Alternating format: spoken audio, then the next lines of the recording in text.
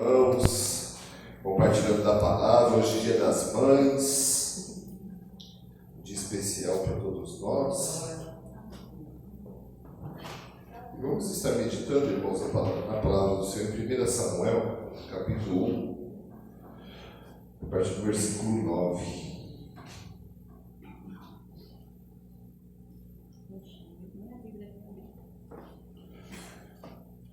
Irmãos, eu vi ali os probleminhas do projetor lá na Vila Terezinha, que nem ligou. Então, Nosso projetor nem ligou, cara. Foi meu, tava tudo certo. Então, deve ser isso, porque olha, 1 Samuel, capítulo 1, a partir do versículo 9. A gente vai estar compartilhando a palavra do Senhor neste momento.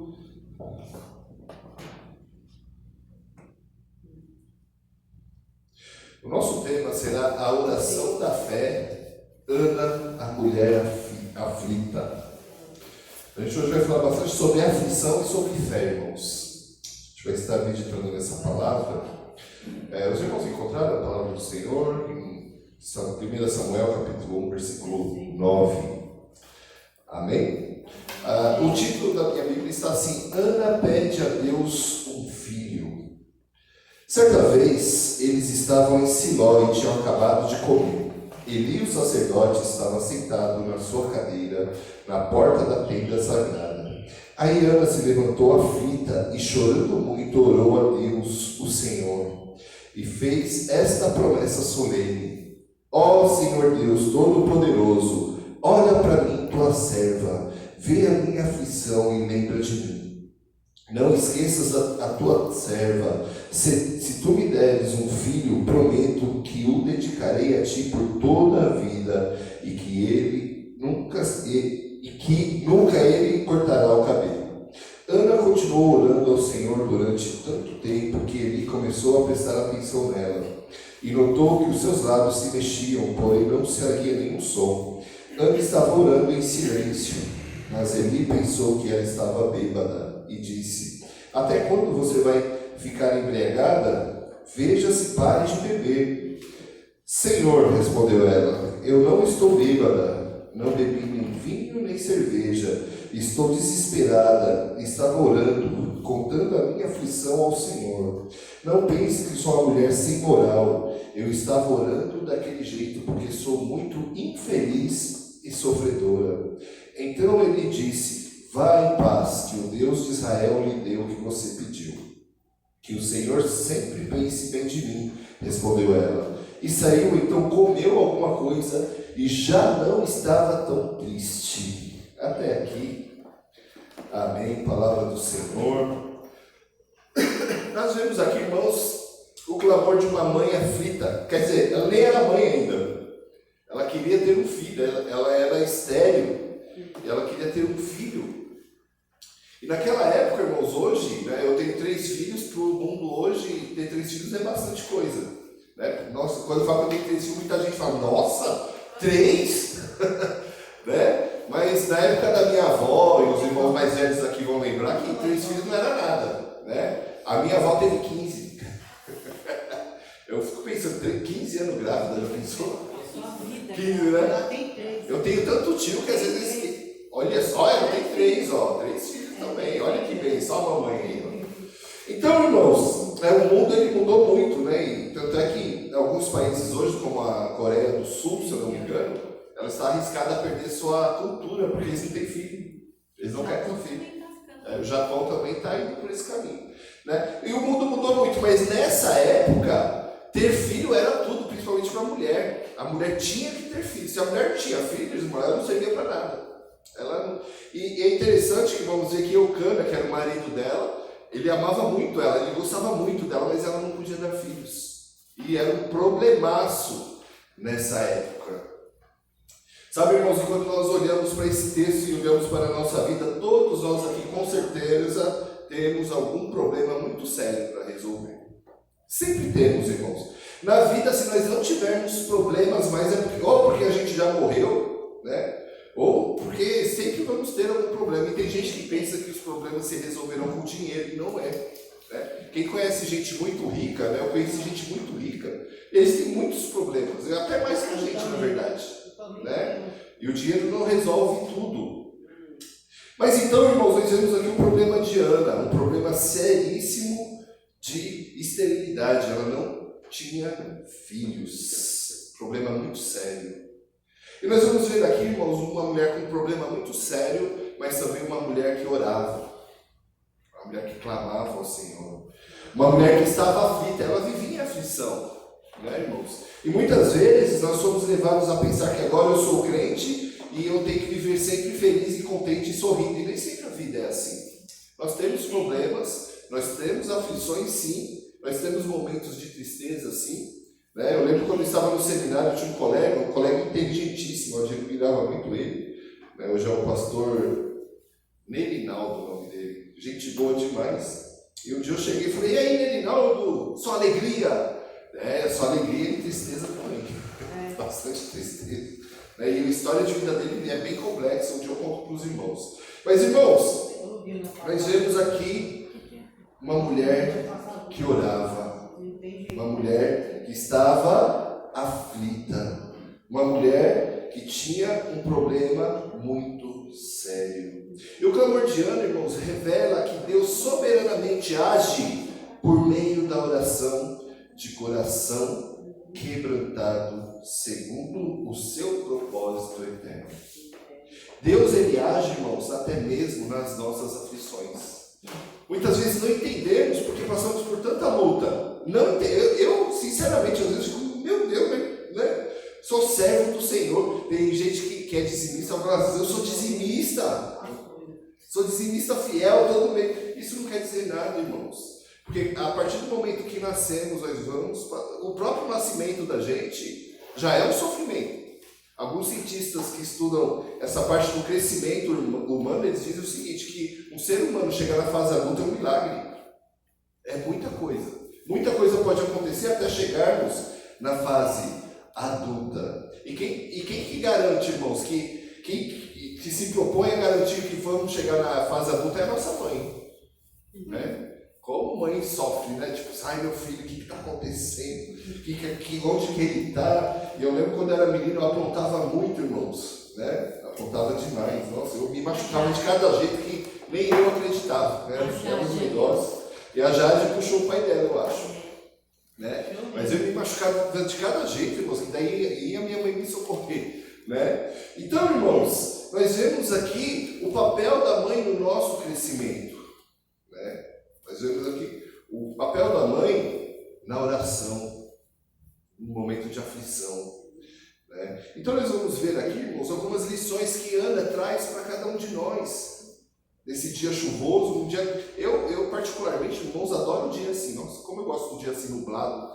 É gostoso, eu fico até mais disposto para fazer as coisas. Eu adoro um dia assim. Né? Então, irmãos, nós vamos ver algumas lições da importância da oração. Nós temos que ter a consciência que às vezes a situação vai piorar. Às vezes acontece, irmãos.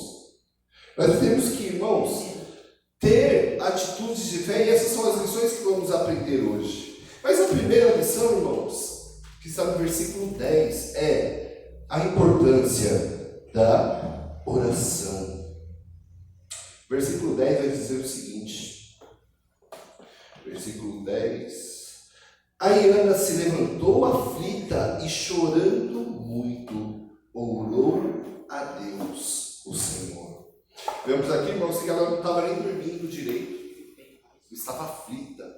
Todos nós aqui, em algum momento, passamos por isso na vida. Ou vamos, se não passou, vai passar, tá, irmãos? Um momento de madrugada que a aflição de algum problema na vida, de alguma coisa, você vai orar. Né? Ou quando temos esse recurso da oração, irmãos, é interessante que, se ela foi orar, é porque ela tinha um Deus para confiar. Irmãos, nós temos um Deus que podemos confiar. Mas sabe, irmãos, eu gosto muito de comparar esse versículo com o Salmo 126, versículo 5, que vai falar: aqueles que andam chorando e semeando voltarão com seus frutos. É a promessa do Senhor. Mas, irmãos, primeira parte, chorar e semear. Eu não sei se quantos irmãos aqui já plantaram alguma coisa, mas é muito estranha a plantação. Né? Eu estava plantando algumas flores na igreja peguei 3 mudinhas da minha mãe de flores amarelas, coisa mais linda, irmãos. 3 mudinhas só. E você planta. E no momento que você planta, você não vê nada, não é? Tipo, vai nascer alguma coisa daqui, né? Eu molhei a terra, deixei fofinho, coloquei lá. Falei, não vai sair nada. É estranho, né? Você semeia, né? Uma vez eu também fiz uma horta com semente que a gente compra em casa de ração. Fiz uma horta bem bonita assim, mas quando você planta, tá só a terra, que você mexeu e não tem mais nada. Né? Então, irmãos, semear, muitas vezes para a gente é estranho. Você não vê nada. E é o momento pior, é semear. Porque você trabalhou, você se desgastou e você não vê nada. Está ali. Porque, irmãos, agora o crescimento não depende mais de você. O crescimento não é seu. Não é você que dá. Não é você que dá a ordem, agora você vai crescer. Não é. Não tem nada a ver com a gente, mas a nossa parte é semear, é plantar, é mexer a terra, afofar a terra, molhar a terra. Acabou. Agora o que vai acontecer está na mão de Deus. Semear é dessa forma, irmãos. E vemos aqui que Ana, na madrugada, semeou. Ela estava aflita e precisava de uma solução. Ela começou a orar. Irmãos, muitas vezes não percebemos, mas a oração é semeadura. Para as mães que se preocupam com seus filhos, assim como eu me preocupo com os meus. Para os irmãos terem uma ideia, eu já oro pelo casamento dos meus 3 filhos. É um adolescente, um pré-adolescente e uma criancinha. Eu já oro. Irmãos, orem pelos seus filhos. Orem pelo casamento deles. Sabe por quê, irmãos? Eu percebo que na vida, muitas vezes o pai e a mãe criam da melhor forma que eles conseguem. Mas um casamento mal feito acaba com a vida deles. É incrível, mas é verdade. Né? Então, irmãos, mas quando você ora que é semeadura, você não vê nada. Não vê. Às vezes o sofrimento é o mesmo, a situação é a mesma e não muda nada. Mas, irmãos, Deus nos chama para essa semeadura, para buscá-lo. Deus nos chama para buscá-lo, irmãos. Na madrugada, de tarde, de noite, não tem horário específico, tá, irmão? Tem gente que, tem gente que adora falar para mim assim, pastor, eu oro às 3 da manhã. É legal, né? Você vai orar com sono, né? Vai orar com sono, mas tudo bem. Né? Mas o importante é a oração, essa busca por Deus. Em Isaías 55, versículo 6, vai dizer o seguinte: buscai a Deus enquanto se pode achar. Volte-se para Deus enquanto ainda há tempo. Busque ao Deus, irmãos. Isso é a semeadura. E sabe, irmãos, são coisas interessantes. Então nós falamos de semeadura, que a gente não vê nada. A gente fala de buscar a Deus, que é essa semeadura. Mas, irmãos, quando nós oramos, nós temos que confiar que Deus vai responder. Não sabemos o que Deus vai responder. Assim como você semeia uma planta, você não sabe se ela vai crescer. Né? A expectativa é sempre a mesma. Nós não sabemos o que vai acontecer. Né? Então você planta, você rega e deixa nas mãos de Deus, porque agora está na mão dele. Né? E isso vale, irmãos, para toda a nossa vida, em todas as áreas. Irmãos, Deus, Ele trabalha em todas as áreas da nossa vida, e não somente uma, e não somente domingo de manhã, e não somente, irmãos, um tempo para Deus. Deus, Ele quer a nossa vida inteira, toda, completa. Né? Porque eu falei muito da oração aqui, irmãos, mas eu não posso deixar de falar da leitura da Bíblia. Irmãos, tem gente que é crente, que vai à igreja, mas não lê a Bíblia nem se der uma nota de R$100. Não lê. E qual é mais importante, irmãos, a vida de um cristão? A oração ou a leitura da palavra, irmãos? O que é mais importante para um passarinho? A asa esquerda ou a asa direita para voar?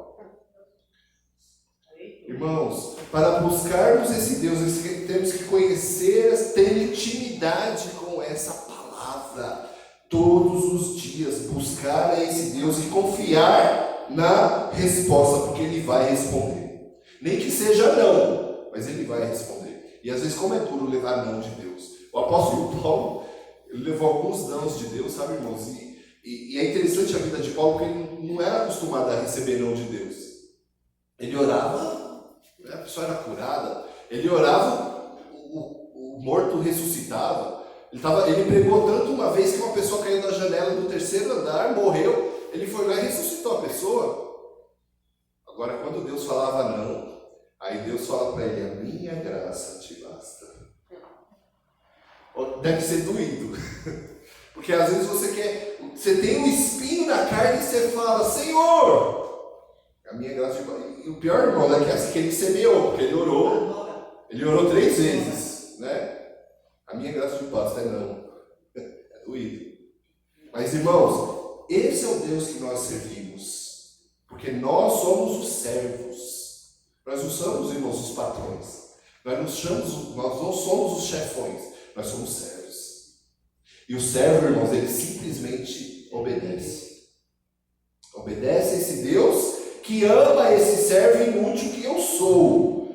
Mas ele ama. Por isso, irmãos, confiar na resposta. Eu peguei uma frase de um teólogo chamado John MacArthur, que vai dizer o seguinte: a verdadeira fé não é apenas acreditar que Deus pode, mas confiar naquilo que Ele prometeu. Deus pode tudo, irmãos.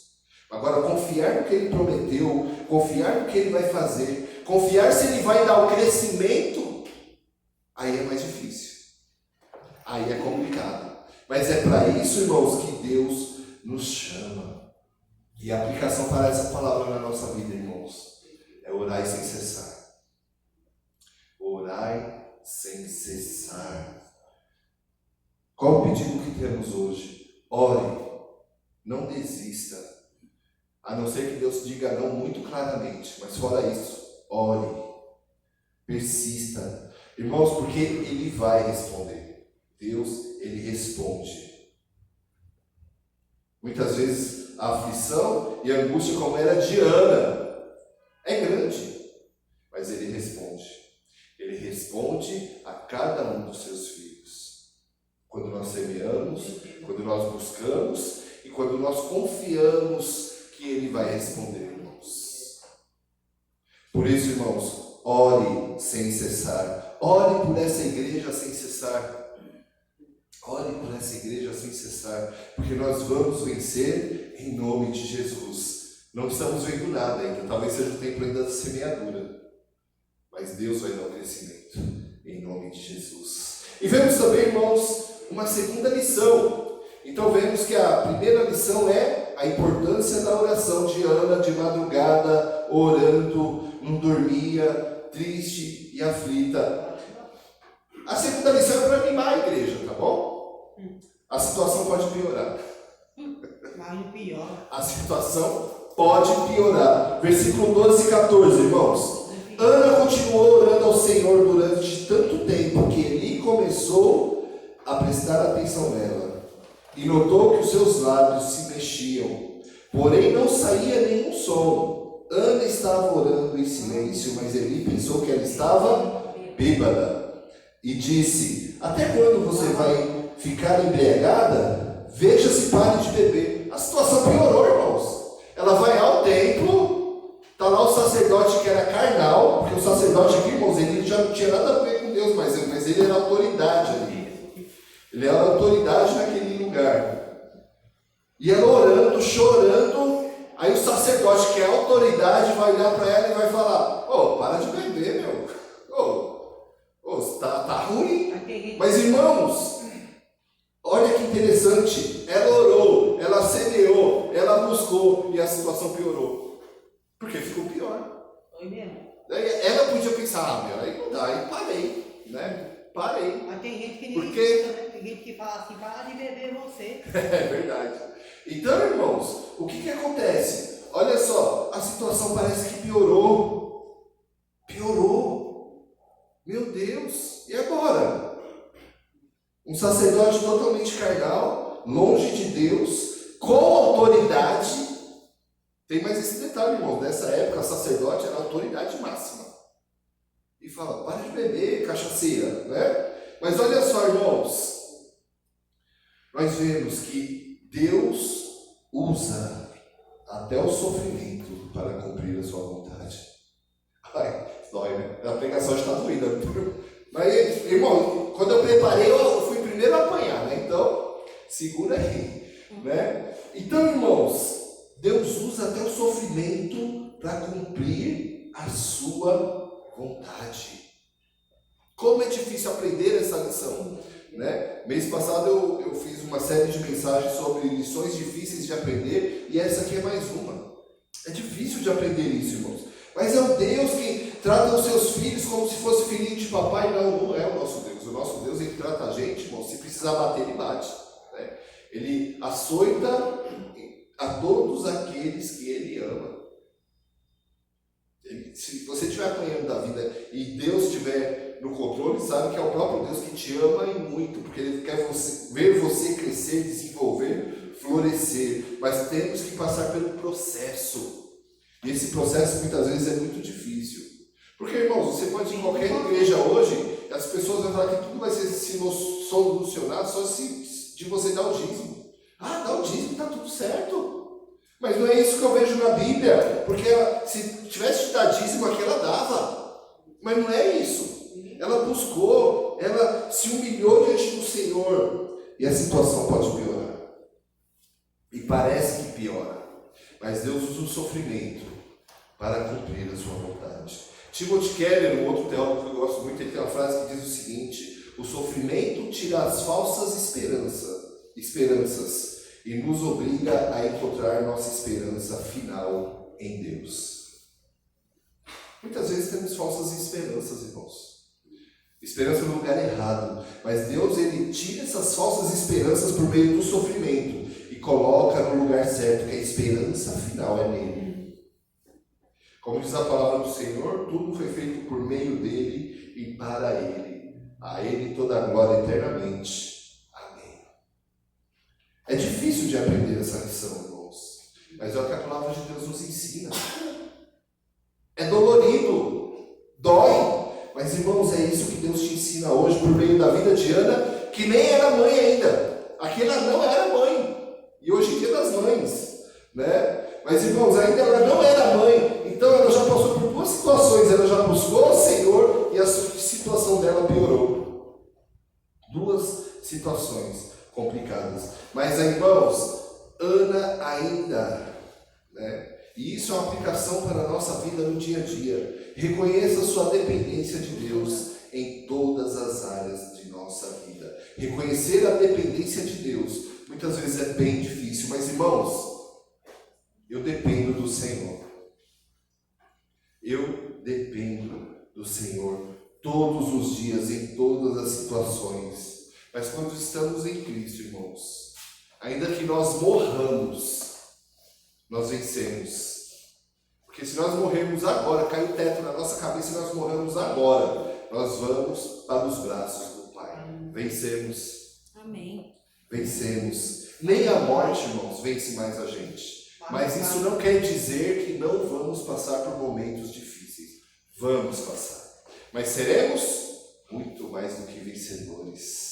Muito mais do que vencedores. O apóstolo Paulo, quando ele passa por fome, ele passa por frio, ele passa por navio afundando. O navio afunda, ele vai para a praia, acende a fogueira, a cobra vem e pica a mão dele. Irmãos, é só isso. Quando nós lemos a Bíblia de verdade, você percebe que é só luta. Mas no fim, ele diz: eu sou muito mais do que vencedor. Eu venci. Irmãos, não tem coisa melhor do que ter essa sensação de vitória nas nossas vidas. Essa sensação de que vencemos todas as barreiras. Nós vencemos. Vencemos todas as barreiras. E como é difícil. Mas, irmãos, vemos na terceira atitude. Atitude que é tão difícil quanto a segunda. Atitude que vamos perceber, a lição de número 3 desse texto é o seguinte: é a atitude de fé. A situação piorou, eu busquei a Deus, mas temos que ter atitude de fé. Versículo 18 vai dizer o seguinte: Eli falando para Ana, que o Senhor sempre pense bem de mim. Respondeu ela. Desculpa, irmã, é Ana falando, que o Senhor pense sempre bem de mim, respondeu ela. E saiu então, comeu alguma coisa e já não estava triste. Por causa de uma palavra que Eli, um versículo antes Eli só falou isso: vá em paz, que o Deus de Israel lhe deu o que você pediu. Uma frase.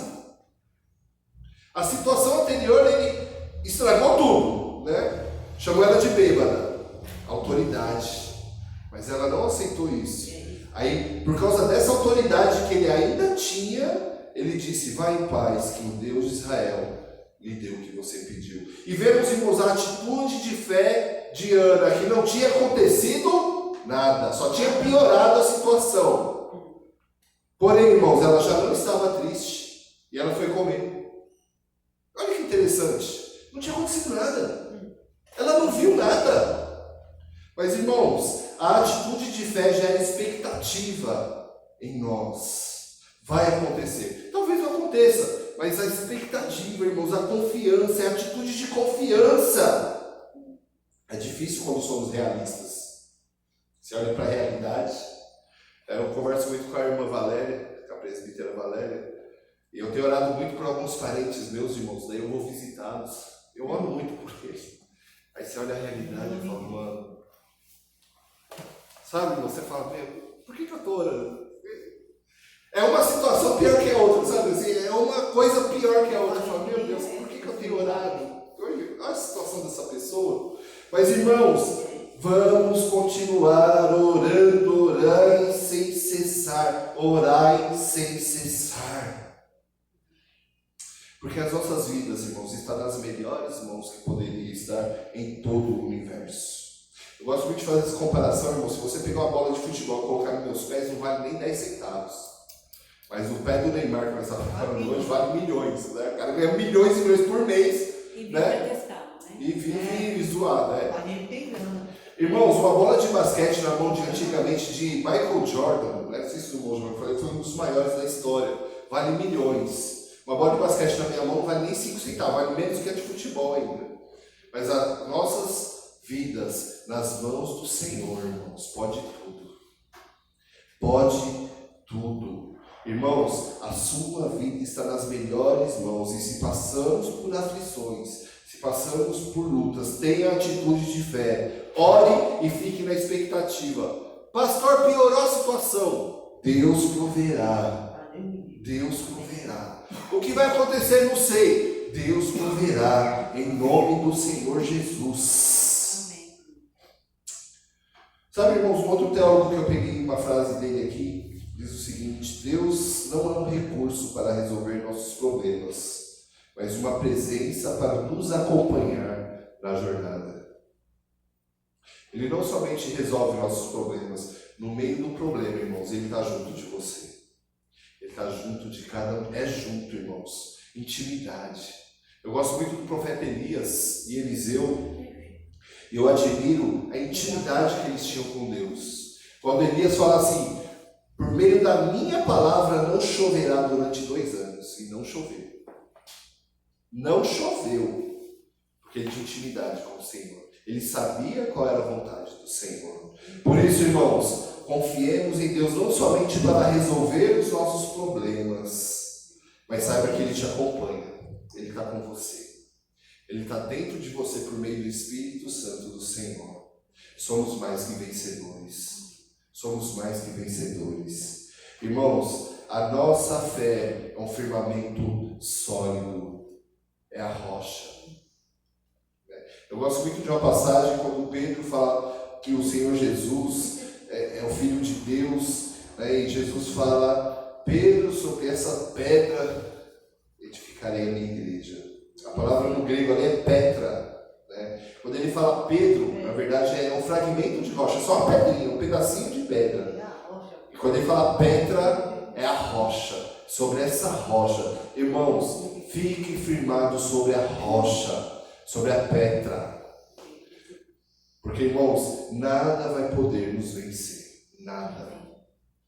Só que o seu primeiro inimigo, só para finalizarmos, é você mesmo. É o primeiro. Não é nem o diabo, irmãos. O diabo sempre vai ser. Mas você é o seu primeiro inimigo para vencer. Vencer suas próprias vontades, sua própria carnalidade, sua própria vontade de pecar, de errar, de sair da presença. Quando a situação fica ruim, irmãos, muitas pessoas fogem, mas Ana permaneceu firme orando. Permaneceu firme orando. Porque o Senhor estava com ela não somente para resolver o problema, estava com ela na jornada, estava com ela na caminhada. E Ele está, irmãos, com cada um de nós. É o mesmo Deus hoje, é o mesmo Deus de Ana. Ele está com cada um de nós hoje, para a glória dele mesmo, em nome de Jesus, amém? Vamos orar neste momento, irmão. Senhor Deus e Pai, te louvamos e te agradecemos e te adoramos na beleza da sua santidade. Nós te glorificamos, Senhor Deus, porque a sua misericórdia dura para sempre, Senhor Deus. Muito obrigado por cada irmão, cada irmã que está aqui presente hoje, Senhor Deus, que semeia, Senhor Deus, e muitas vezes não vê nada, Senhor Deus, mas cremos que somos mais que vencedores, que quem dá o crescimento é o Senhor, ó Pai. Eu te louvo por cada vida aqui, Senhor Deus. Eu te louvo porque, Senhor Deus, já vencemos para a glória do Senhor. Que nós oramos em nome de Jesus Cristo. Amém.